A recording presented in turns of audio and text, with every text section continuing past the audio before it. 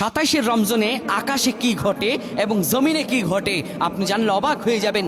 এই 27 রজনীতে এমন কিছু বিস্ময়কর ঘটনা ঘটে যায় যা আপনি আমি অনেক সময় নিজের চোখেও দেখতে পাই, আবার অনেক সময় দেখতেও পাই না। কিন্তু এই ঘটনাগুলো ঘটে থাকে 27 রমজানিতে।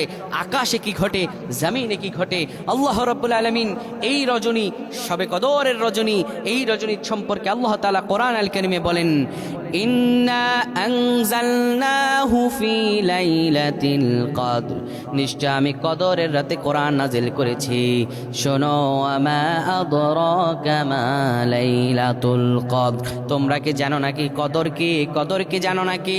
শোনো, আমি আল্লাহ তাআলা জানিয়ে দিলাম, লাইলাতুল কদরি খায়রুম মিন আলফি শাহর, এই কদরের রজনী হলো 1000 মাস ইবাদত করলে যেই সওয়াব তার চাইতে আরো বেশি সওয়াব। সুবহানাল্লাহ। এই কদরের রাতে আমি আল্লাহ তাআলা কি করি শোনো, তানাজ্জালুল মালাইকাতু ওয়ার রূহ, আমি আল্লাহ রাব্বুল আলামিন ফেরেশতাদেরকে এবং পবিত্র রূহগুলোকে জমিনে পাঠিয়ে দেই। এই ফেরেশতারা এসে তোমাদের জন্য দোয়া করে, পবিত্র রূহগুলো তোমাদের জন্য দোয়া করে, ফেরেশতারা জমিনে বর্তিত হয়ে যায়। কোন বান্দা যদি কদরের রাতে আল্লাহ তাআলার কাছে দোয়া করে, আমার আল্লাহ তাআলা তার দোয়া কবুল করে নেন।